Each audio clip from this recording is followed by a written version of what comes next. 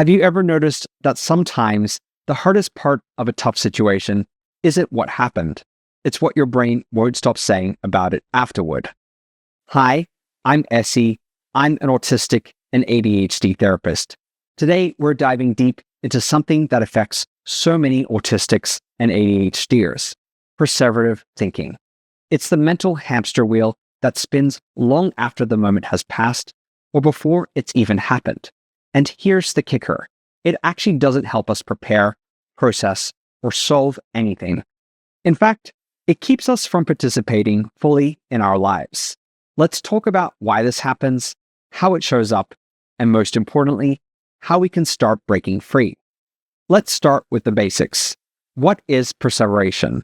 Perseveration is a common neurodivergent experience. It refers to a pattern of repetitive, stuck thinking that can be incredibly hard to interrupt. You're chewing the same thought over and over again long after it's lost its value, like gum that's lost its flavor, but somehow you're still chewing. Sound familiar? There are three main types of perseverative thinking. Sometimes they show up on their own, but often they overlap and feed into each other. First, worry. This is what some people call future tripping. It's when our brains obsessively run through worst-case scenarios. What if I mess up the presentation? What if they don't like me? What if I crash the car? It's all about the future, and the imagined outcomes are rarely kind. Worry feels urgent. It tricks us into thinking we're being responsible or prepared, but it doesn't actually lead to action. It just keeps us frozen. Rumination. This one's focused on the past. It's that relentless mental loop of, why did I say that? I should have handled that differently. If only I had. Rumination is often tied to a depressed mood and self-criticism. It's like emotional time traveling with no off switch. And yes, like a cow chewing cud, we go over it again and again, hoping it'll somehow make sense or feel better. It doesn't. Third, obsessions. These are specific intrusive thoughts, images, or urges that feel intense, disturbing, and hard to shake. This can be part of OCD, but even without a diagnosis, many neurodivergents experience obsessive thought patterns. Unlike general worry or rumination, obsessions tend to be sharply focused and emotionally overwhelming. You might get stuck obsessing over whether you locked the door, said the wrong thing in a conversation, or made a catastrophic mistake at work, even if you didn't. Let's look at how this might play out in everyday life. You go on a date. It goes well, but when you get home, your brain launches into analysis mode. Did I talk too much? Did I overshare? Were they annoyed? You replay everything you said, every expression they made. That's rumination. You start a new job. Your supervisor gives you neutral or constructive feedback. For the next several days, you fixate on it, reinterpreting it as a sign you're failing, that you always fail, and that you are, therefore, a failure.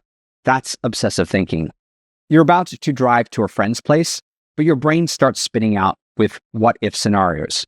What if the roads are icy? What if someone swerves? What if you made a mistake? You check the weather, then the traffic report, maybe even look up driving stats. That's worry. You try a new hobby, and instead of enjoying the learning process, you obsess over doing it perfectly, researching excessively, criticizing yourself harshly, or giving up because you can't get it right. That's a blend of obsession and rumination. I want to note that perseveration can take many forms and can show up a little differently in autistics and ADHDers. For autistics, it often looks like hyperfocusing on social interactions, replaying every detail of a conversation to see what you missed or misread. For autistics, it often looks like hyperfocusing on social interactions, replaying every detail of a conversation to see what you missed or misread, fixating on routines, rules, or expectations, and becoming distressed when things don't go the right way, obsessively researching or preparing for new tasks instead of just starting them, sensory-related loops, like getting mentally stuck on a sound that was distressing earlier in the day.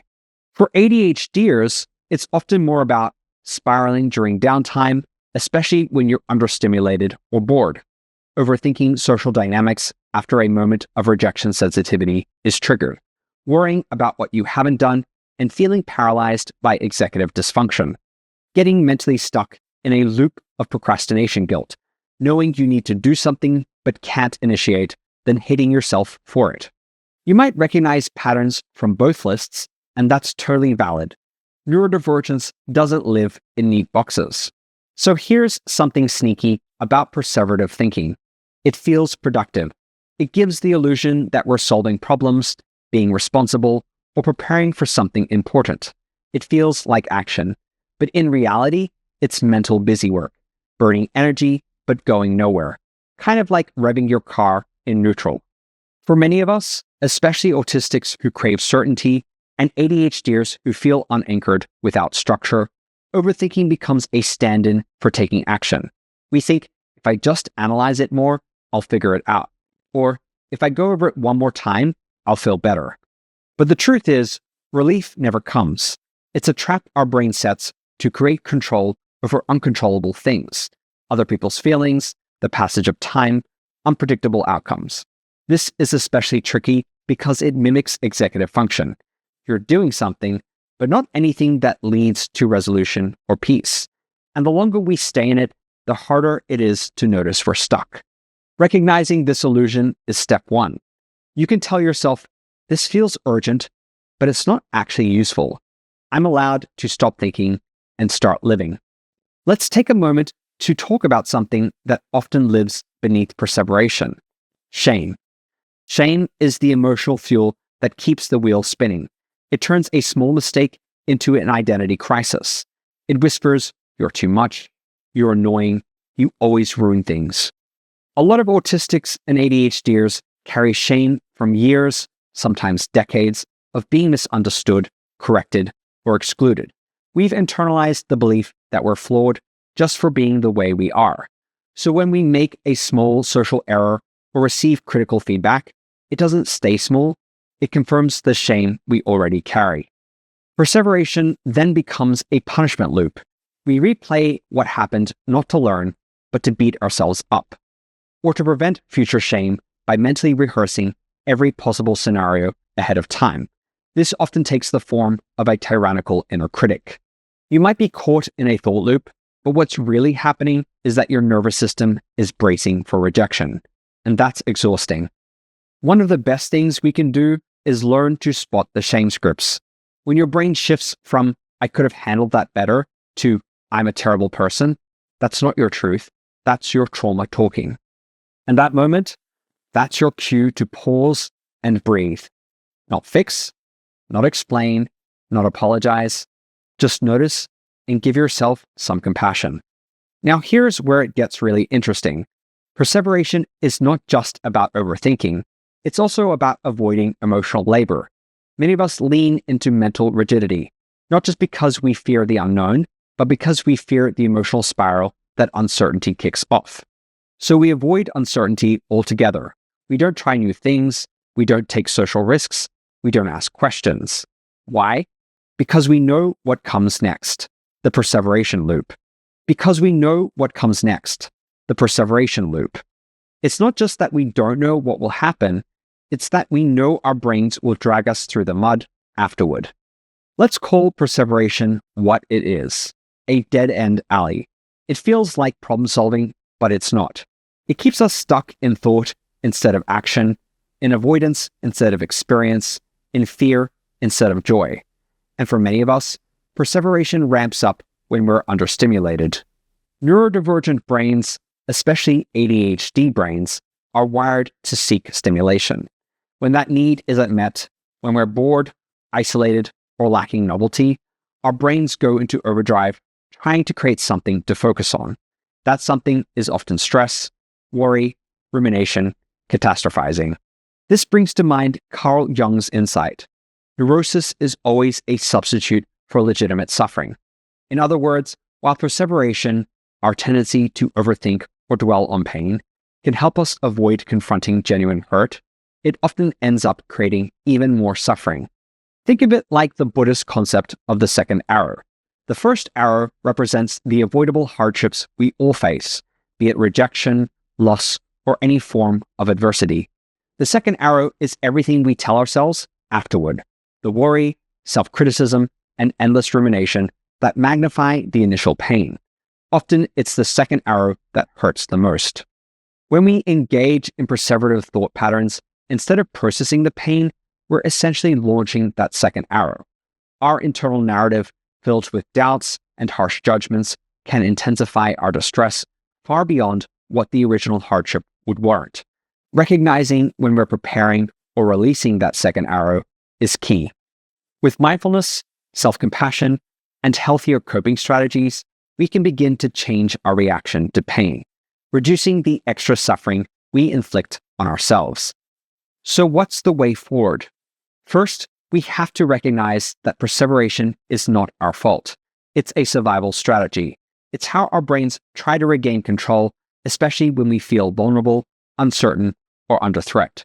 But once we name it, we can start to unhook from it.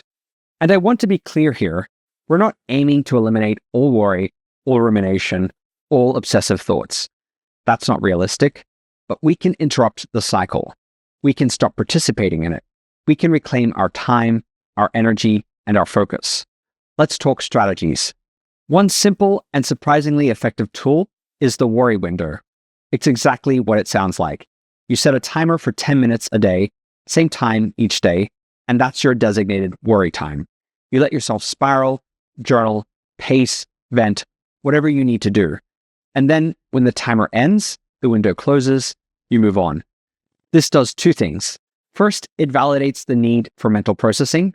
Second, it creates structure. You're giving your brain permission, but also setting a boundary. Try it for a week and see what happens. You might be surprised how often your brain says, let's worry about this now. And you can say, actually, I've got a slot for that later. Another strategy, externalize the loop. Create a simple thought log with 3 columns. Number 1, trigger. What started the loop? Number 2, thought type. Is this a worry, a rumination, an obsession, or a combination of these? Number 3, reality check. What's a more grounded perspective? For example, trigger. My friend didn't text back. Thought type. Worry. They're mad at me. Reality check. They might be busy. I've done nothing wrong. Journaling like this helps get the thought out of your head and onto the page. It reduces the emotional intensity and creates space between you and the thought. Grounding techniques are also helpful. If you're spiraling in your head, bring your attention to your body and your surroundings. Try 5, 4, 3, 2, 1 sensory grounding. Start by naming 5 things you can see, then 4 things you feel, followed by 3 things you hear, 2 things you can smell, and finally, 1 thing you taste. Splash cold water on your face, move your body, walk, stretch, shake it out, or listen to music with lyrics and sing along to engage your verbal brain. Anything that reconnects you with the present moment helps disrupt the loop. I personally like to clap my hands and say enough, or stop, or no, to kind of shut down the thought process if it's causing me distress. Social support can also help. If you're stuck in a thought loop, ask someone you trust for perspective. Say, hey, I'm spiraling a bit. Can I run something by you? Often just hearing someone say, that sounds like your brain lying to you, can interrupt the cycle. Not because you couldn't think your way out of it, but because co-regulation makes a difference. Finally, pursue experiences. Perseverative thinking is a way of avoiding life, but life is the antidote. Try something that engages your senses, your body, your creativity. It doesn't have to be big. Cook a new meal, listen to a podcast, take a different route on your walk. Try finger painting, play a video game, text a friend a meme. Interrupt the loop with novelty or connection. Sometimes, the best way to stop overthinking is to start doing. Let me leave you with this. You deserve to enjoy your life, not just survive it, not just manage it. You deserve joy, connection, awe, laughter, presence. Perseveration may feel like protection, but it's actually a trap. And while it might keep you stuck, it's not the enemy. It's trying to protect you. It's a part of your brain that believes, if I just keep thinking about this, I can stop the bad thing from happening. I can prevent the shame. I can stay safe. This part wants control, certainty, and relief. Sometimes it sounds like the fixer, sometimes like the warrior, sometimes like a tyrannical inner critic. But if we slow down and ask, what are you afraid will happen if I stop thinking about this? A deeper truth often emerges. Maybe you're afraid you'll be rejected, or that you'll make the same mistake again, or that you'll lose something that matters. In that moment, what we need isn't more thinking, it's more self-trust, more grounding, more inner safety. Instead of shutting the thought down, you can try saying, thank you for trying to protect me. I see what you're doing, and I'm going to take it from here. That's the real cure to perseveration. Not control, but compassion. Stepping out of perseverative thinking, one grounded breath, one reality check, one small action at a time. If you found this video helpful, please like it, subscribe, and share my channel with anyone you think might benefit from my content. Thank you for watching, and I'll see you in the next video. Bye for now.